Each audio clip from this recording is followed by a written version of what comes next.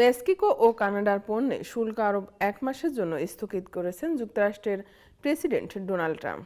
প্রতিবেশী দেশ দুটি অবৈধ অভিবাসী ও মাদক পাচার ঠেকাতে সীমান্ত এলাকায় কঠোর ব্যবস্থা গ্রহণ করার বিষয়ে যুক্তরাষ্ট্রের সঙ্গে সমঝোতার আসার পর ট্রাম্প এই সিদ্ধান্ত নেন।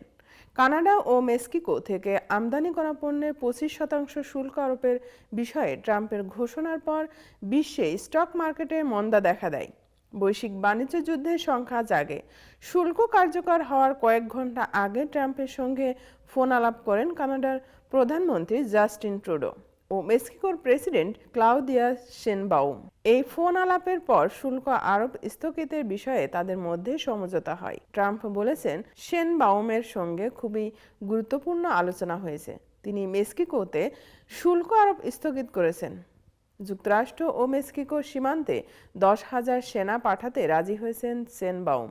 আমদানিকৃত পণ্যের শুল্ক আরোপ নিয়ে যুক্তরাষ্ট্র ও কানাডার মধ্যে উত্তেজনা চরমে পৌঁছায়। তবে পৃথক দুটি ফোন আলাপের পর ট্রাম্প খুবই সন্তুষ্ট বলে জানিয়েছেন। ট্রাম্প বলেছেন, কানাডা উত্তর সীমান্তের নিরাপত্তা নিশ্চিত করতে রাজি হয়েছেন। ফেন্টানিলের মতো ক্ষতিকর মাদক পাচার বন্ধের আশ্বাস দিয়েছে।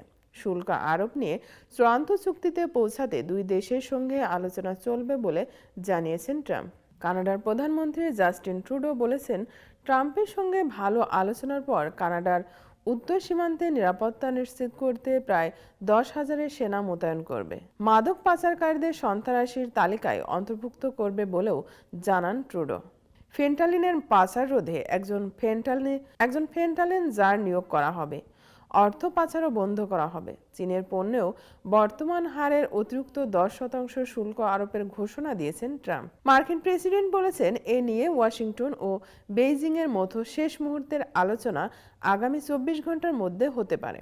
চীনের আমদানি পণ্যের নতুন শুল্ক আরোপ এড়াতে এই আলোচনা হবে। কানাডা, চীন ও মেক্সিকো যুক্তরাষ্ট্রের বড় তিনটি বাণিজ্যিক অংশীদার। গত শনিবার কানাডা, মেক্সিকো ও চীনা পণ্যের শুল্ক আরোপের আদেশ দেন ট্রাম্প। শনিবার এই সংক্রান্ত 3টি পৃথক নির্বাহী আদেশে সই করেন ট্রাম্প। এ আদেশ স্থানীয় সময় মঙ্গলবার মধ্যরাত থেকে কার্যকর হওয়ার কথা ছিল।